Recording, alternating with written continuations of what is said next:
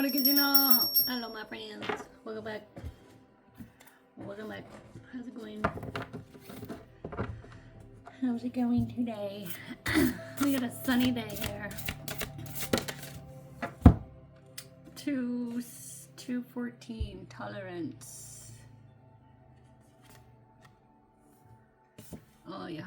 Matra Sparsha Stukonteya Sitoshna Sukadukada Agama Payino Nityastam Tatiksha Svabharata 2:14 Om Namo Bhagavate Vasudevaya. Bhagavad Gita as it is, chapter 2, text 14. O son of Kunti, the non-permanent appearance of happiness and distress and their disappearance in due course are like the appearance and disappearance of winter and summer seasons. They arise from sense perception, O scion of Bharata, and one must learn to tolerate them without being disturbed. Purport. In the proper discharge of duty, one has to learn to tolerate non-permanent appearances and disappearances of happiness and distress. According to Vedic injunction, one has to take his bath early in the morning, even during the month of Magh, January, Feb. It's very cold at that time. But in spite of that, a man who abides by the religious principles does not hesitate to take his bath. Similarly, a woman does not hesitate to cook in the kitchen in the months of May and June, the hottest part of the summer season. One has to execute his duty in spite of climatic inconveniences. Similarly, to fight is the religious principle of the Kshatriyas, and although one has to fight with some friend or relative, one should not deviate from his prescribed duty. One has to follow the prescribed rules and regulations of religious principles in order to rise up to the platform of knowledge, because by knowledge and devotion only can one liberate himself from the clutches of Maya, illusion. The two different names given to Arjuna are also significant. To address him as Kunteya signifies his great blood relations from his mother's side, and to address him as Bharata signifies his greatness from his father's side. From both sides, he is supposed to have a great heritage. A great heritage brings responsibility in the matter of proper discharge of duties. Therefore, he cannot avoid fighting. Okay. Let's see. Krishna's transcendental qualities. Grave. This is number 26. He's grave. A person who does not express his mind to everyone.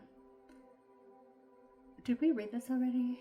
Or whose mental activity and plan of action are very difficult to understand is called grave. After Lord Shri Krishna had been offended by Brahma, Brahma prayed to him to be excused. But in spite of his offering nice prayers, excuse me, to Krishna, Brahma could not understand whether Krishna was satisfied or still dissatisfied. In other words, Krishna was so grave that he did not take the prayers of Brahma very seriously. We did read this. Another instance of Krishna's gravity is found in connection with his love affairs with Radharani. Krishna was always very silent about his love affairs with Radharani, so much so that Baladev, Krishna's elder brother and constant companion, could not understand the transformations of Krishna on account of his gravity.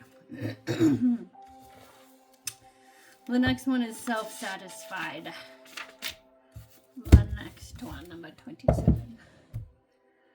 Okay, we're at 4 minutes. 4 minutes, and let's do some tarot. I really haven't shuffled. Excuse my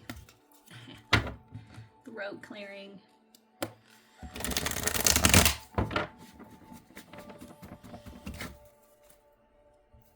Okay.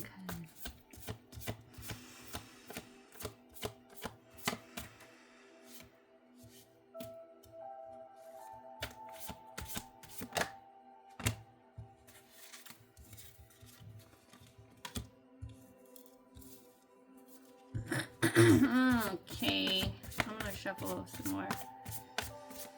Because like I said, I really haven't shuffled these since yesterday. And they need it. Hare Krishna. Hare Krishna.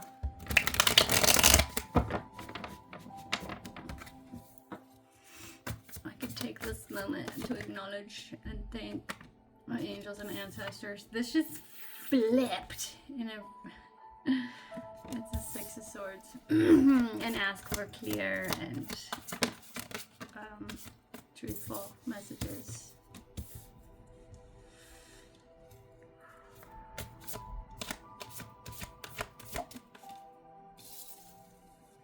Okay. The first one out here is the Six of Swords. And then the Queen of Pentacles. The Hermit. And the Eight of Swords reversed. The Six of Swords is moving on to calmer waters after some type of conflict or struggle after a Five of Swords.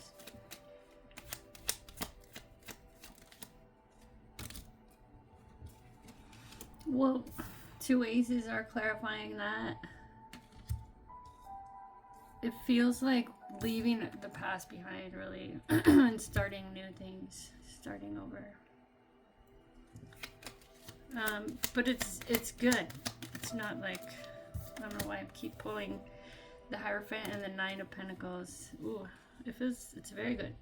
It's very abundant. It's very, sorry, my crown chakra is like fire. Let me see, I have so many nice oils here. And I'm looking for one. Oh, there it is. No, that's not it. Oh my god, where is it? I'm looking for peppermint. Is this about to turn into a commercial? Anyway, I have a peppermint roller. This is actually peppermint. doTERRA, get yours today. You guys, I'm selling this. Seriously, if you want some. But this helps with my headache. And it could help you too, so many ways. Anyways. Moving on to new beginnings. It feels very divinely guided and very successful, prosperous, abundant. I'm seeing the Magician here. This may be something you've been working on. The Queen of Pentacles is next with the Knight of Pentacles. Yeah, you've been working on it. It's very stable. It's very secure. The King of Wands in reverse is coming out with that. This may be somebody who got left out, this masculine energy, this kind of, if he's in reverse, he maybe have some kind of ego trip, control issues, attention-seeking behaviors. Let me see what else comes out of that. Maybe that's the Knight. Knights are a little immature. I mean, the Pentacles is not so much. He's pretty reliable. Yeah. Sometimes a face card in reverse can just be that person in their kind of shadow energy also. And then Four of Swords is coming out here also with that. It's quiet. It's not really talking too much about maybe the reasons why this is in reverse or etc.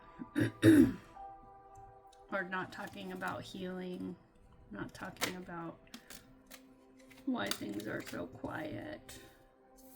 And then the Hermit is also, that's out here next. This is also very quiet energy. The Sun's coming out with that. Things could be illuminated for you. You might be seeing some things you didn't see before. Or seeing things differently. Eight of Wands and Three of Pentacles.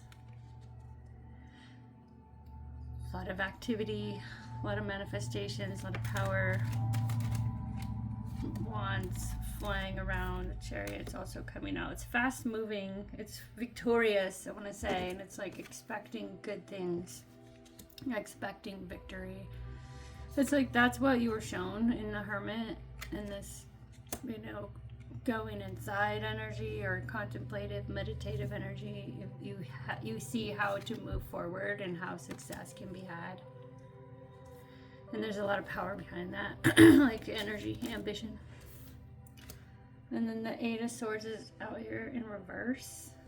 So something has been unlocked, something is free. And this puts things back into balance.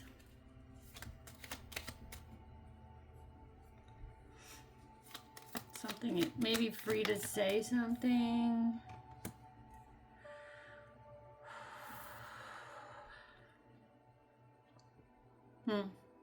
Free to move forward after heartbreak.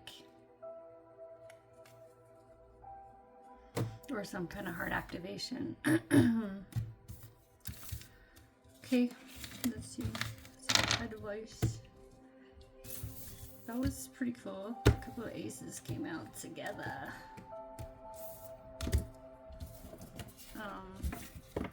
Wands and pentacles, different kinds of new things beginning. Ideas and also material things.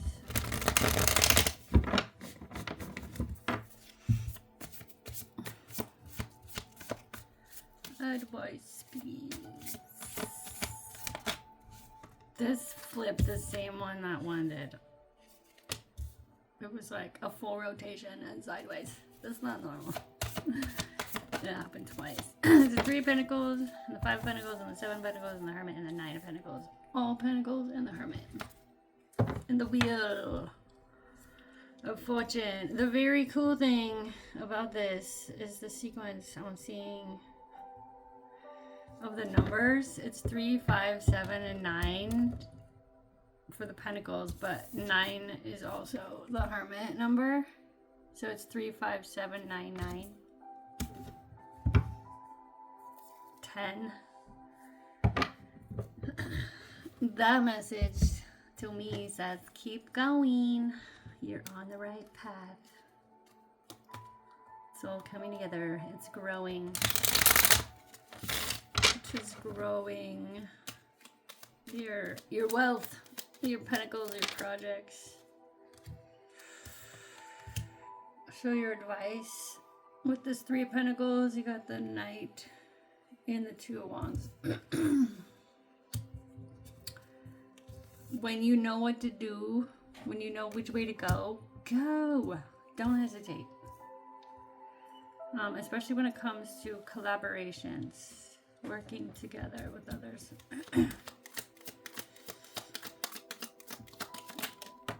The Five of Pentacles. It may be your new a new sensation, a new experience for you to be so abundant and celebratory and stable. And I'm getting imposter syndrome, where there's a part of you that's like, really? This is for me? Do I get to keep all this, or is this going to get taken away from me? Are you sure? Should I celebrate? Should I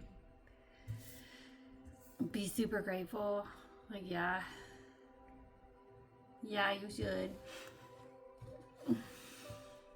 It may also be others feeling left out of your winning. Not everybody made the cut to your winning era. The Seven of Pentacles is being clarified by the Hierophant and the Seven of Cups. This was similar to yesterday, wherein there's so much abundance and so many ways that you could plant these seeds. It's a little overwhelming. It's like, I don't know what I'm going to do with all this yet, but in the meantime, I'm taking orders from the top and getting guidance one step of the way, every step of the way. One step at a time. Pray about it. for everything, all your little investments, all your energetic investments, even. Those matter. Pray about it. The Hermit is being clarified by the Queen of Pentacles. So many pentacles. This is, again, feels like meditating on where to put things, how to invest, what to do with all this. You might feel a little, not trapped, limited. If you just ask the Lord, where should I, direct this time, energy, money, resource, you might feel restricted in that because it's not going to be your ideas.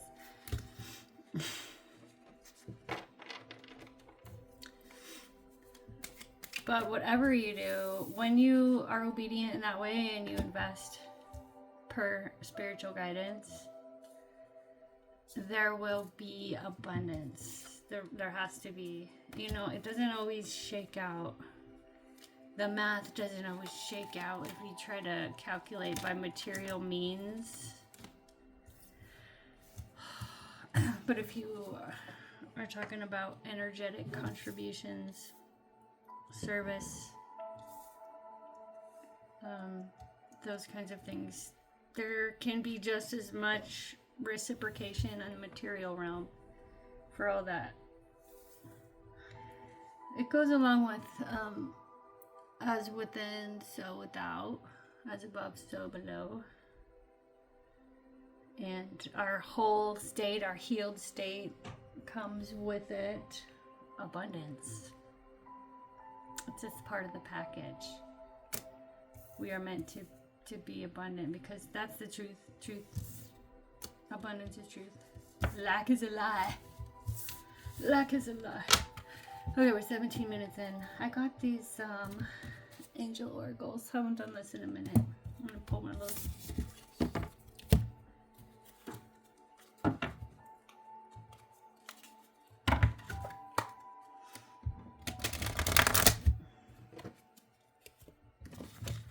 Lack is a lie. I got a better phone holder ring light thing situation. I just haven't figured out how to put it up yet. Listen deep. Listen deeply. I was like, that sounds weird. It's deeply. Listen deeply. It looks like he's really tuning into spiritual sound, which I want to say is the heart. That's where those transmissions come through. Oh, are these not in order? Oh my gosh. Are they? H-I-J-K. Yes, they are. L. Angels are sending you guidance and inspiration through your powerful and resonant inner voice. Be ready to listen to that voice now. Listen to yourself. If you aren't able to hear yourself, you'll be blocking your connection to the information, insight, and guidance that can support you going forward. If you've been ignoring or avoiding dealing with something you feel that you've had to do for a long time, your angels are encouraging you to stop, listen to yourself, and do it now. Your expansion and growth depend on it. If you have received challenging information recently about your life from any source, and you are unsure whether to believe it or not, this card assures you that it is pivotal to the unfolding of your freedom and joy. So listen deeply. Extended message.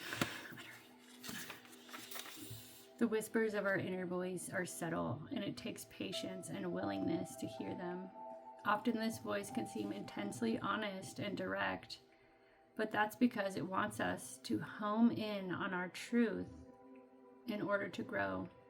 Often we don't like the truth the inner voice is giving us and refuse to listen, but all we are doing is blocking the guidance that is coming forward for us. The truth of the matter is that our inner voice is always working in our favor. Always. That's reassuring. And divine guidance is always loving and supportive. It will be direct and insightful, but won't make us feel low. If you are unsure what information is guidance and what is based on fear or ego, call on angels to help you hear and understand the information that's rising up within. You can also invite them to clear old messages so that you can have more space energetically for guidance that is relevant to the present moment. When I read clear old messages, what I heard was clear old false messages. Not true ones. Anyway, that's all for today. Thank you, my friends. Thanks for tuning in. Come back real soon. Be well. Hare Krishna, Hare Krishna, Hare Bol.